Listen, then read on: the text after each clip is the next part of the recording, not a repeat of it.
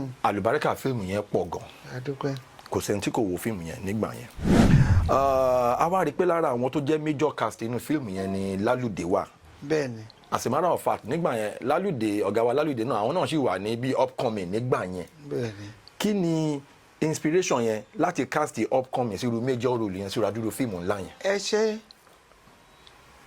ọlọ́run ló ní òní ó ṣe ni ọ̀tọ̀ lẹ́ńtà kọ́ ní lọ́kàn pé yóò ṣe ṣùgbọ́n nígbà tí ọ̀gá oníyun ní wọn fún un láyè pé kó ṣe ní Bello tó direct fíìmù yẹn wá ní àwọn ní ọmọ kan lẹ́kọ̀ọ́ tó ń jẹ́ Lálùdé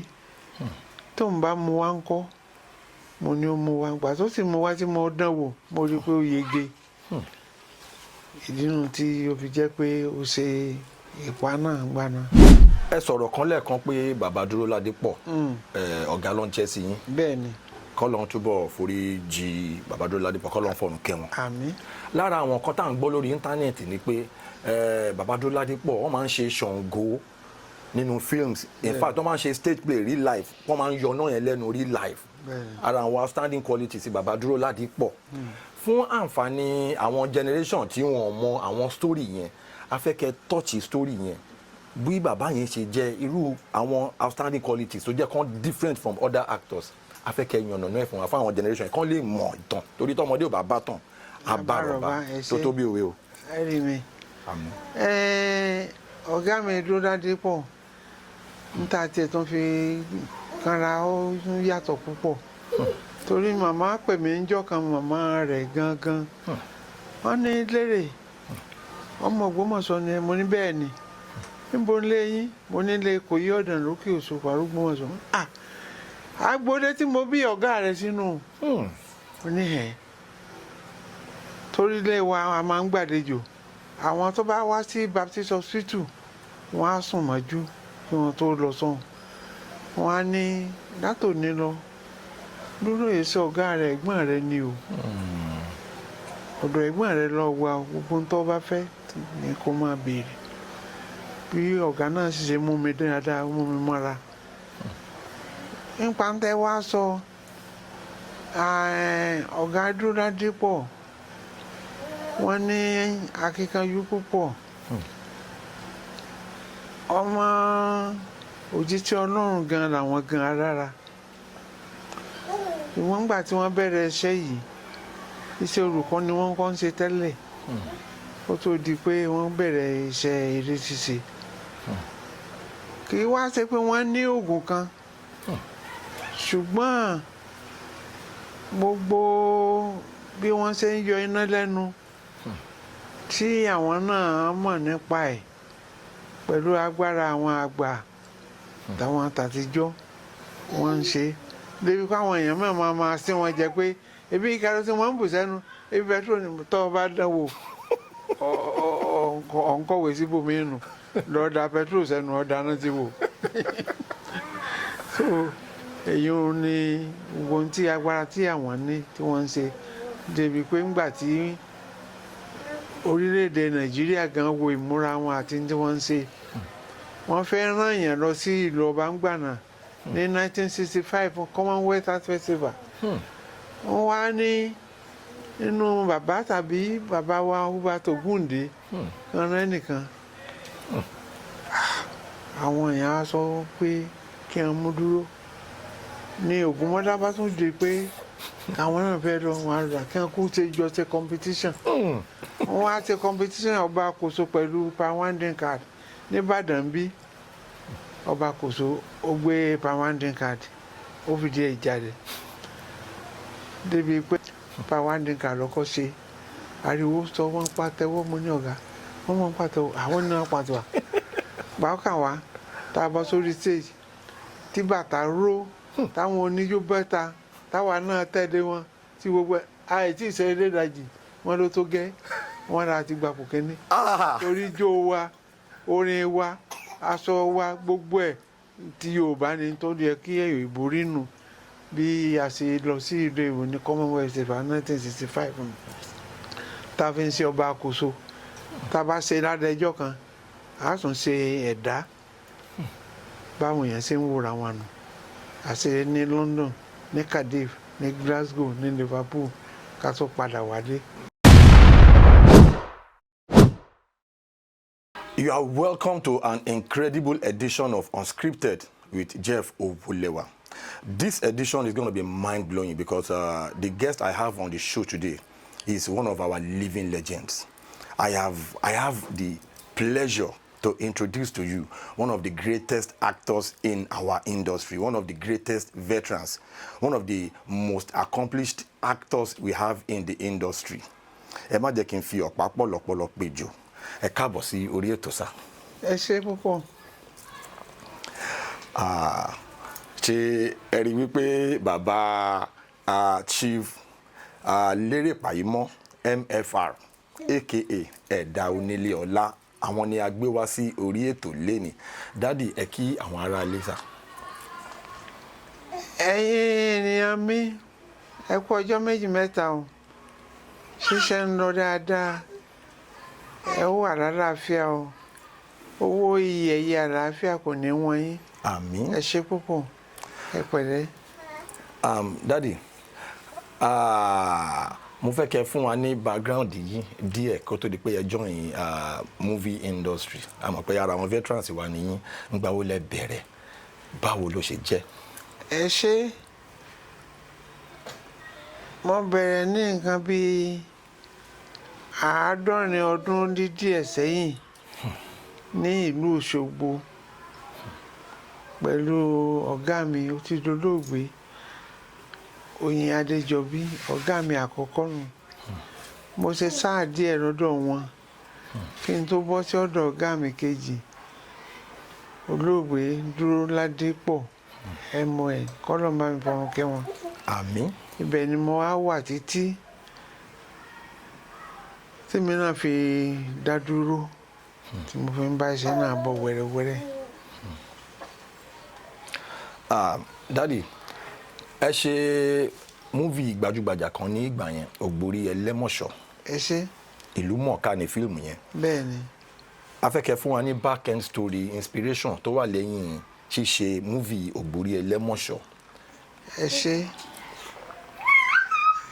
Ìgbà tí mo ti wà pẹ̀lú ọ̀gá mi ni mo ti ń ronú láti kọ ìtàn náà. Nígbà mo wá dá dúró, mo ka ìwé kan tí pòfẹ́sọ̀ wa ọmọ Ògbómọ̀ṣọ́ ṣe ń gbà náà, pòfẹ́sọ̀ ND Oyèrìndé.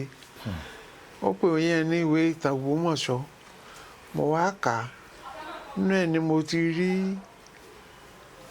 àkójọpọ̀ ìtàn tí mo pè ní Ògbórí Ẹlẹ́mọ̀ṣọ́. Ìgbà tí mo sì ṣe, a dúpẹ́ pé àwọn ayé tẹ́wọ́ gbà á. Torí ọfà tí mo rò nínú ẹ̀, ọfà tí bàbá mi fi ja ogun Jálumi ni. Bàbá tó bí bàbá tẹ́ ń wá wòran rẹ̀. Mo bá bàbá wọn láyé. Àwọn papòdà ní ọdún 1952. Àwọn á kó ọfà yẹn kọ́ ilé ìwẹ̀ nílùú Ògbómọ̀ṣọ́. Màmá mi á máa sọ pé Lérè má débẹ̀ o, ẹ fọwọ́ kan o. Mo wá fi yé màmá ní irinṣẹ́ wa mọ̀ ní. Mo wá kọ ọfà náà wà nù yàrá mi dì sí tí mo fi kọ́. Ó ní mo lò fún Ẹlẹ́mọ̀ṣọ́, ní Ẹlẹ́mọ̀ṣọ́ lò lèmi náà lò. Ọlọ́run sì fún wa ní ayọ̀ púpọ̀ lórí iṣẹ́ náà débi pé ọba wa àgbà náà, ọba Oyèwùmí Ajagungbadé III, ó láti fi oyè dá mi lọ́lá pé òun gbádùn iṣẹ́ tí mo ṣe yẹn bí ó ṣe lọ nìyẹn. Fíìmù yẹn, àlùbáríkà fíìmù yẹn pọ̀ gan. A dúpẹ́. Kò sẹ́ni tí kò wo fíìmù yẹn nígbà yẹn. A wá rí i pé lára àwọn tó jẹ́ major cast inú fíìmù yẹn ni Lálùdé wà. Bẹ́ẹ̀ ni. As a matter of fact, nígbà yẹn Lálùdé, ọ̀gá wa Lálùdé náà, àwọn náà sì wà ní bí upcoming nígbà yẹn. Bẹ́ẹ̀ ni. Kí ni inspiration yẹn láti cast the upcoming sírú major role yẹn síra dúró fíìmù ńlá yẹn? Ẹ ṣé. Ọlọ́run ló ní òní ó ṣe ni. Ọ̀tọ̀ lẹ́ńtà kọ́ ní lọ́kàn pé yóò ṣe. Ṣùgbọ́n nígbà tí ọ̀gá oníyun ní wọn fún un láyè pé kó ṣe,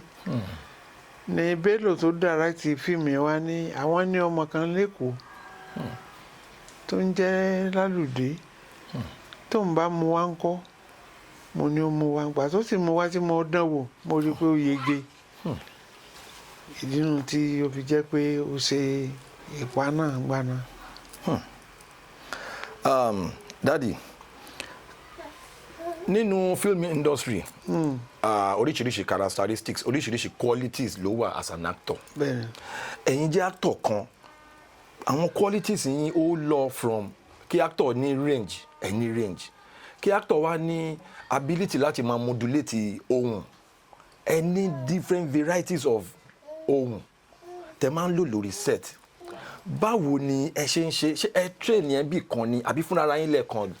come up pẹ̀lú ability láti máa change ohùn lórí set. Ẹ ṣe gbanyúwa pẹ̀lú ọ̀gá mi Dúróládépọ̀ ọ̀pọ̀lọpọ̀ àwọn tí a jọ ń ṣiṣẹ́ ń gbà náà wọ́n jẹ́ eléégún tó jẹ́ pé wọ́n máa oríṣiríṣi ọ̀rọ̀ sọ mo sì máa ń fọkàn sí máa ń fi yé gbé ohun tí wọ́n bá wí lónìí wí lọ́la èmi náà fi sọ́kàn èmi náà máa wí wẹ́rẹ́wẹ́rẹ́ ìdí nu tó fi rà pé ọ̀pọ̀lọpọ̀ èèyàn rò pé ọmọ eléégún ni mí débi pé ọ̀pọ̀lọpọ̀ àwọn èèyàn ń pè mí pé bàbá àwọn fẹ́ wá wo iṣẹ́ lọ́dọ̀ mi mo ní lè wá wo iṣẹ́ mi ó ṣe oníṣègùn àwọn ń táwa ń ṣe ìyá fi ń kọ́ àwọn èèyàn lẹ́kọ̀ọ́ ni àwọn mọ̀ sanwó kí ẹ mọ̀ wá torí gbogbo tí wọ́n rí ń gbà ni wọ́n rò pé gbogbo tí wọ́n wí oníṣègùn ni mí mo mọ́wọ́ padà ṣùgbọ́n àgbà wípé ní wá ti ní Ọlọ́run ó ní gbogbo ayé ó sì lòun gbogbo bó ti jẹ́ nìyí. Daddy, nínú ìlú tá a wà yìí ní Nàìjíríà bàbá wa Chief Olúṣẹ́gun Ọbásanjọ́ our former president wọ́n jẹ́ ọ̀kan gbòógì lára àwọn politicians ní Africa. But àwọn videos àwọn pictures kọ̀ọ̀kan tá a máa ń rí lórí internet a máa ń rí pé a máa ń rí ẹ̀yin àti bàbá wa Ṣẹ́gun Olúṣẹ́gun Ọbásanjọ́. Ìbáṣepọ̀ wo ló wà láàrin yín? Bàbá wa Olúṣẹ́gun Ọbásanjọ́ wọ́n jẹ́ ọ̀rẹ́ ọ̀gá mi Dúróládépọ̀ ọ̀rẹ́ tímọ́tímọ́ ni wọ́n máa wá sí Òṣogbo nígbà tá a wà ń bẹ̀ wọ́n sì wá rí ipa tẹ́mi ń kó wọ́n á sọ fún pé Ṣàngó bí n ṣe máa pe dúró bá mi tọ́jú Lérè yìí dáadáa torí ipa tó ń kó ọmọ eré ṣe púpọ̀ bá mi tọ́jú ẹ̀ dáadáa ìgbà tí ọ̀gá mi sì papòdà tó di pé bàbá wa Ṣẹ́gun àwọn náà wà láyé wọn mo wá máa lọ bẹ̀ wọ́n wò ìgbà yẹn wọ́n wà ní Ọ̀tà màá lọ kí wọn ò tiẹ̀ ní jẹ́ ń padà wá jọ ń bá lọ wọ́n á ní kí n sùn kí ni ó jẹ kí ni ó ṣe wọ́n á ní káwọn èèyàn tọ́jú ẹ̀ màá sùn kí n tó máa bọ̀ àwọn tó ń dábẹ́ kó dábàá kan náà mò ń ṣe bẹ́ẹ̀ bó ṣe jẹ́ nìyẹn tó fi jẹ́ pé wọ́n mú mi mọ́ra àwọn á wà bíi tẹ̀gbọ́n-tàbúrò ń gbà náà. Bàbá ẹ sọ̀rọ̀ kan lẹ́ẹ̀kan pé bàbá Dúróládépọ̀ ọ̀gá ló ń jẹ́ sí yín. Bẹ́ẹ̀ni. Kọ́lọ́n túbọ̀ forí jì bàbá Dúróládépọ̀ kọ́lọ́n fọ̀run kẹ́ wọn. Àmín. Lára àwọn kan tá à ń gbọ́ lórí íńtánẹ́ẹ̀tì ni pé bàbá Dúróládépọ̀ wọ́n máa ń ṣe Ṣàngó nínú films in fact wọ́n máa ń ṣe stage play real life wọ́n máa ń yọ náà yẹn lẹ́nu real life ara àwọn outstanding qualities bàbá Dúróládépọ̀ fún àǹfààní àwọn generation tí wọ́n mọ àwọn story yẹn a fẹ́ kẹ́ touch story yẹn bí bàbá yẹn ṣe jẹ́ irú àwọn outstanding qualities tó jẹ́ kan different from other actors a fẹ́ kẹ́ yànnàná ẹ̀ fún wa fún àwọn generation kan lè mọ̀ ìtàn torí tọmọdé ò bá bá tàn àbárọ̀bá tó tó bí òwe o. ẹ rí mi ọ̀gá mi Dúróládépọ̀ níta tiẹ̀ tó fi kanra ó yàtọ̀ púpọ̀ torí màmá pè mí níjọ́ kan màmá rẹ̀ gangan wọ́n ní Lérè ọmọ Ògbómọ̀ṣọ́ ni mo ní bẹ́ẹ̀ ni níbo ń lé yín mo ní lè kò yí ọ̀dàn lókè Òṣùpá Ògbómọ̀ṣọ́ agboolé tí mo bí ọ̀gá rẹ̀ sínú mo ní ẹ̀ torí ilé wa a máa ń gbàlejò àwọn tó bá wá sí Baptist Hospital wọ́n á sùn mọ́jú kí wọ́n tó lọ sọ́hùn wọ́n á ní látòní lọ Dúró èso ọ̀gá rẹ̀ ẹ̀gbọ́n rẹ̀ ni o ọ̀dọ̀ ẹ̀gbọ́n rẹ lọ wá gbogbo tó bá fẹ́ ní kó máa béèrè bí ọ̀gá náà sì ṣe mú mi dáadáa mú mi mọ́ra nípa tẹ́ wá sọ ọ̀gá Dúrádépọ̀ wọ́n ní akíkanjú púpọ̀ ọmọ òjíṣẹ́ Ọlọ́run gan làwọn gan rárá ìwọ̀n nígbà tí wọ́n bẹ̀rẹ̀ iṣẹ́ yìí iṣẹ́ olùkọ́ ni wọ́n kọ́ ń ṣe tẹ́lẹ̀ kó tó di pé wọ́n bẹ̀rẹ̀ iṣẹ́ eré ṣíṣe kì í wá ṣe pé wọ́n ní oògùn kan ṣùgbọ́n gbogbo bí wọ́n ṣe ń yọ iná lẹ́nu tí àwọn náà mọ̀ nípa ẹ̀ pẹ̀lú agbára àwọn àgbà táwọn àtàtijọ́ wọ́n ń ṣe débi pé àwọn èèyàn mẹ́rin máa sí wọn jẹ pé ebi ìkàrọ̀ tí wọ́n ń bù sẹ́nu ebi pẹtrol ni tọ́ ọ bá dánwò ọ̀nkọ̀wé síbòmí nù lọ́ọ́ da pẹtrol sẹ́nu ọ̀dà náà ti wò so èyí ò ní ohun tí agbára tí àwọn ní tí wọ́n ń ṣe débi pé ńgbà tí orílẹ̀-èdè Nàìjíríà gan wo ìmúra wọn àti tí wọ́n ń ṣe wọ́n fẹ́ rán èèyàn lọ sí ìlú Ọbàngbànà ní 1965 Commonwealth Art Festival wọ́n wá ní nínú bàbá tàbí bàbá wa Hubert Ògúndé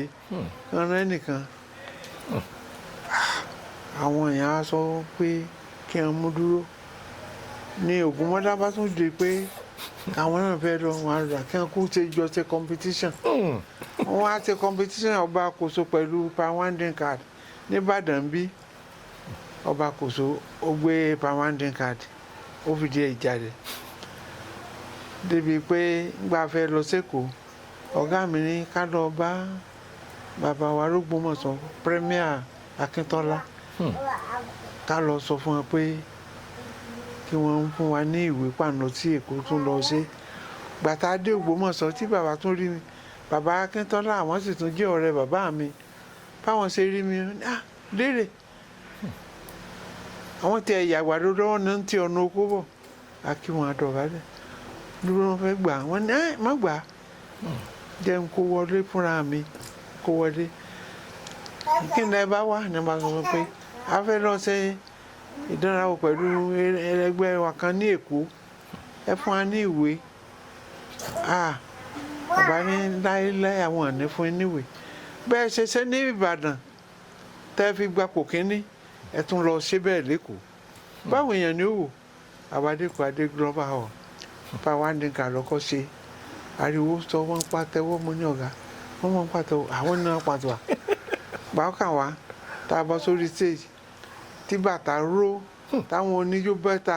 táwa náà tẹ̀lé wọn tí gbogbo àìtí ìṣeré ìdajì wọn ló tó gẹ́ wọn rà ti gbapò kínní torí ijó wa orin wa aṣọ wa gbogbo ẹ̀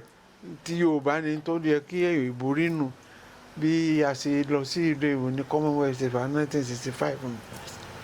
tá a fi ń ṣe ọba àkóso tá a bá ṣe ládẹjọ́ kan a tún ṣe ẹ̀dá báwọn èèyàn ṣe ń wòra wọn nù àṣẹ ní London ní Cardiff ní Glasgow ní Liverpool ká tó padà wálé gbà wá délé ọ̀gá ní òun fẹ́ lọ kí àwọn tíṣà táwọn ń bi àwọn tíjọ sí olùkọ́ ni torí gbogbo àwọn ló ṣe yín ní àwòfógbà náà pé dúró eré ní mọ́ ṣe ìwé kíláàsì gẹ́gẹ́ bí iṣẹ́ ọmọ Yorùbá àgbà náà á lọ akọ mú mọ́tò wa yẹn àárín orí fíìdì ń gba adéṣu ń pè á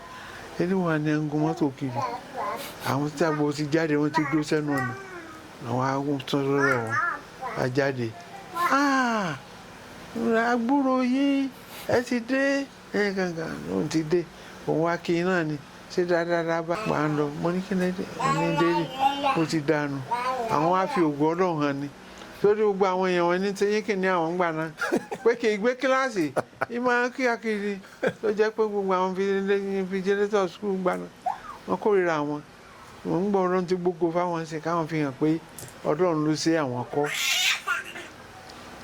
làbá tó ń padà sínú ọdẹ bí gbogbo ìrìn àjò ṣe lọ́ngbà náà nìwọ̀nyí ẹ ṣe púpọ̀. àwọn films gbajúgbajà àwọn blockbusters tó jẹ́ pé àwọn sinimá mélòó gbàgbé táyé máa fi parẹ́ láwọn films yẹn tẹ́ ti kópa ń bẹ̀ bí àwọn films bíi Ìṣàwòrò Idẹ ẹ ṣe Ó lè kú àwọn films bíi Kí Olúwa nílẹ̀ mo fẹ́ kẹ́ ṣe experience ẹ yín ṣe pẹ̀lú wa. ẹ ṣe tí Ìṣàwòrò Idẹ tẹ́ mẹ́nu bà wọn ó gbajúgbajà gan-an ó sì tún fún mi ní òkìkí púpọ̀ débi wípé nígbà tá a parí ẹ̀ tán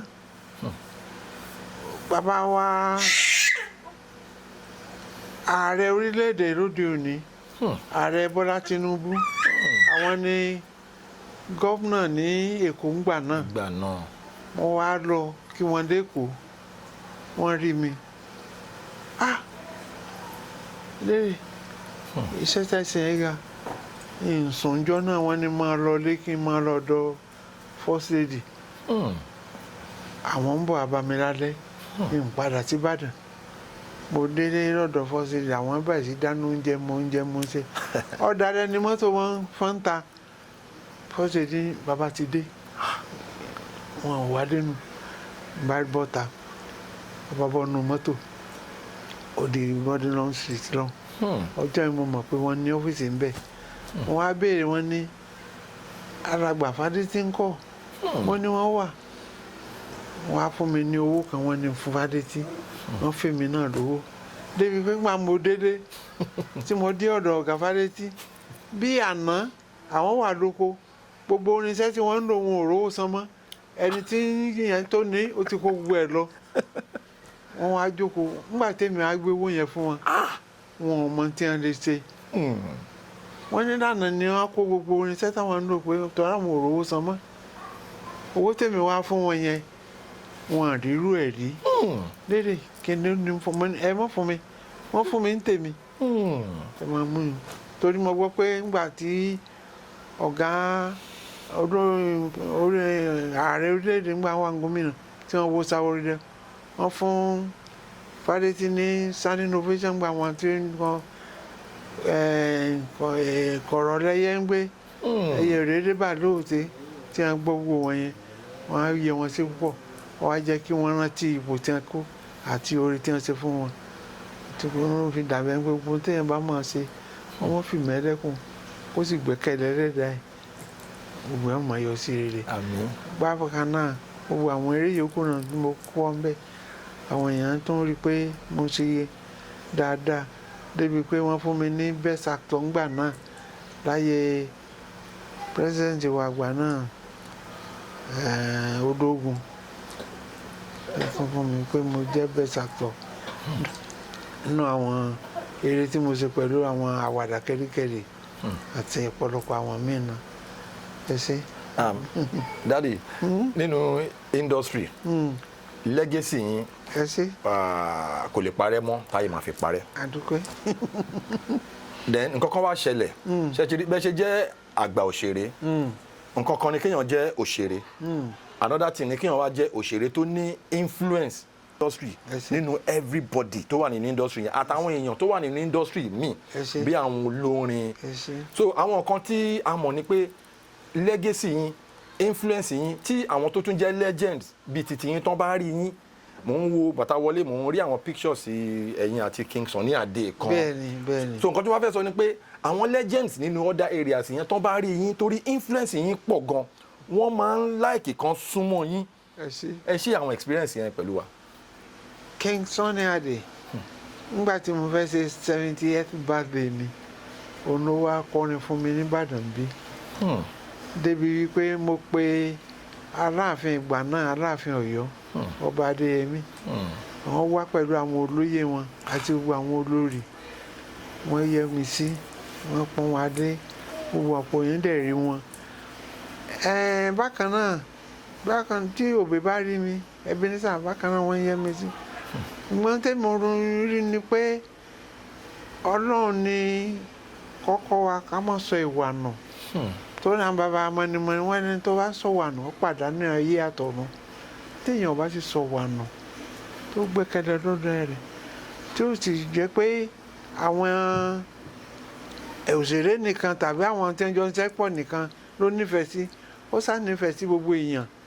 Gómìnà iṣẹ́ tó wù wọ́n máa ṣe, kó máa pọ́n wọn lé, kó máa yẹ wọn sí. Àyẹ́sì náà Ọlọ́run tó wá dá gbogbo wa á gbé sí àrùn náà bákan náà. Ntọ́fà tí gbogbo wọn fi dàbẹ̀ ń pé àjọ ń sún mọ́ra nìyẹn torí wọn ò ta ẹni kankan nù.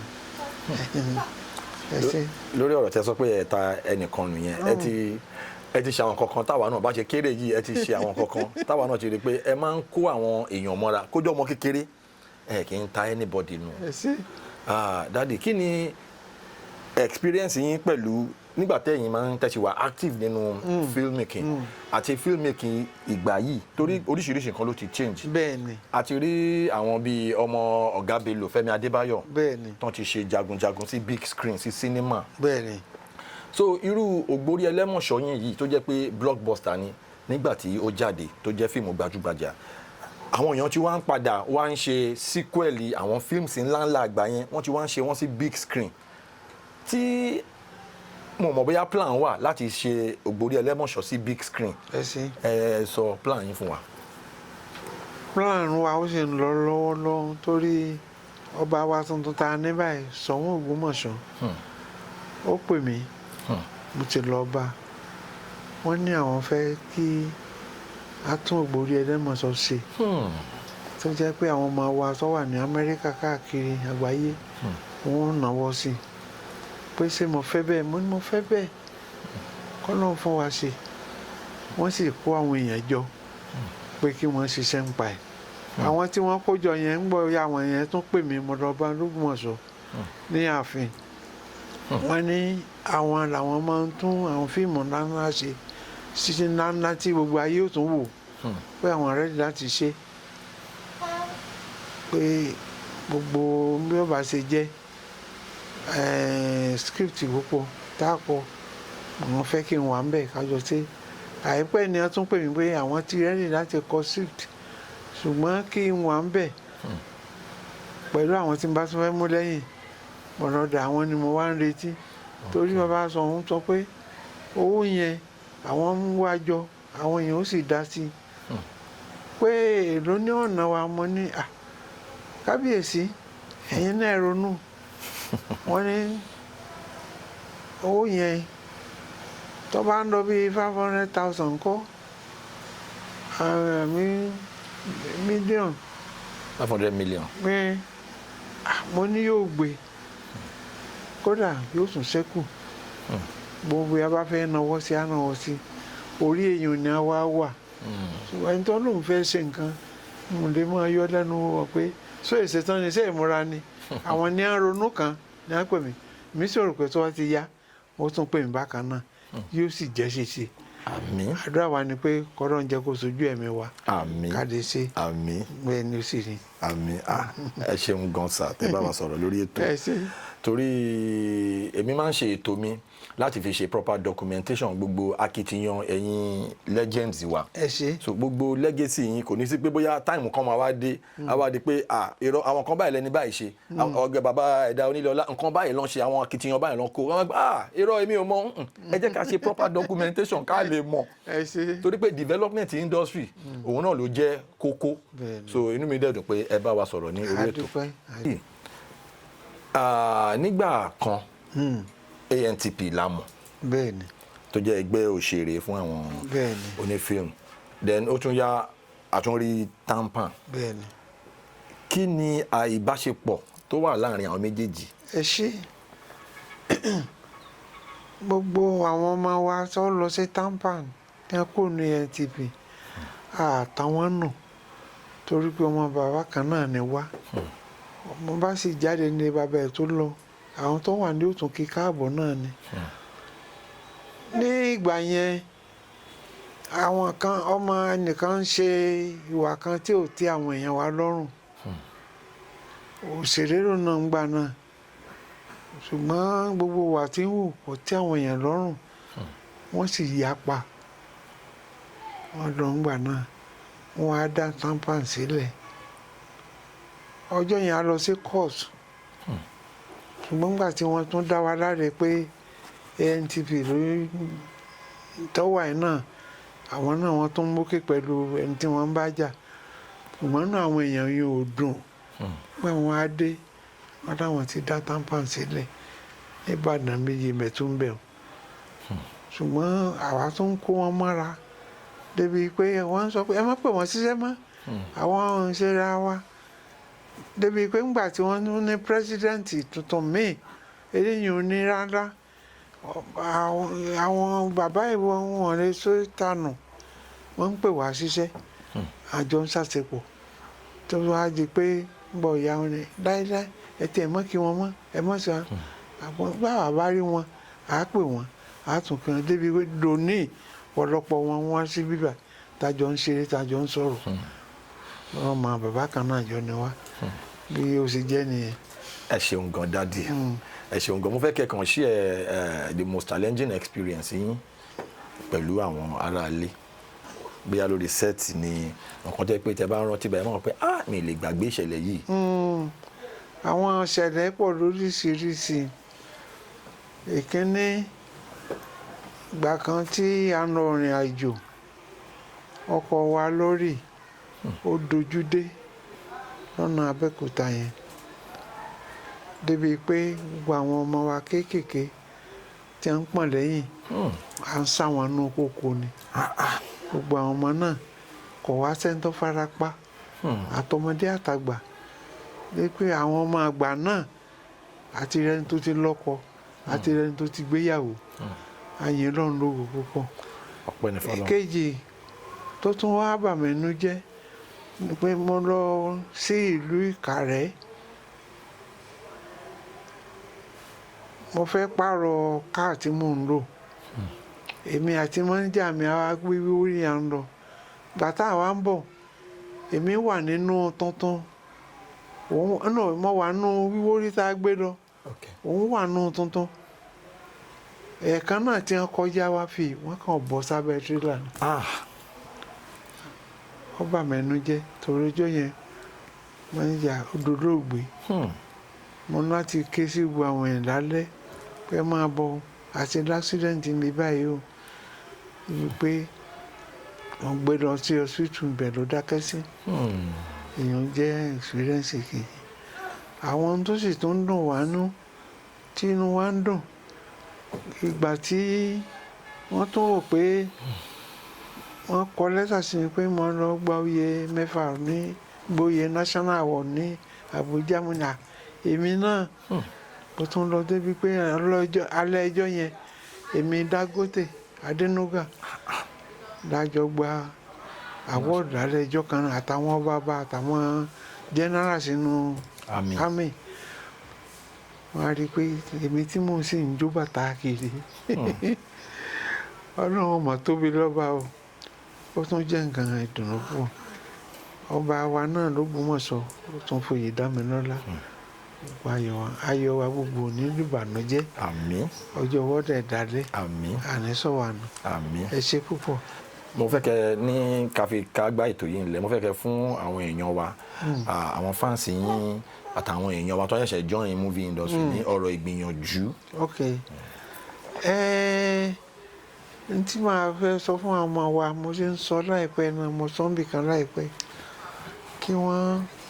má wọ ẹgbẹ́kẹ́gbẹ́ kí wọ́n má kásàkásà torí ọ̀pọ̀lọpọ̀ ń tàn rí òdùn mọ́ wa àwọn èèyàn tó ń gbòòrò ẹ máa bá wọn sọ̀rọ̀ kí wọ́n má wọṣọ oníhòòhò bí o bẹ́ẹ̀ sọ hóòhò àwọn ọkùnrin wa kí wọ́n má máa wà tí ò dáa à ń bẹ́ ṣòkòtò tí bẹ́ẹ̀ bẹ̀rẹ̀ dí à ń ṣe wá sẹ́yìn àwọn àṣà tí ò dáa à ń bóra à ń ṣe wá sọ wọn kí wọ́n sì máa kọ eré tí ó pa àwọn èèyàn dẹ́kọ̀ọ́ káwọn náà sì máa rìn ní ẹ̀ torí pé òṣèré ni wọn kí wọ́n sì bọ̀wọ̀ fún àwọn àgbàlagbà kì í ṣàgbà òṣèré nìkan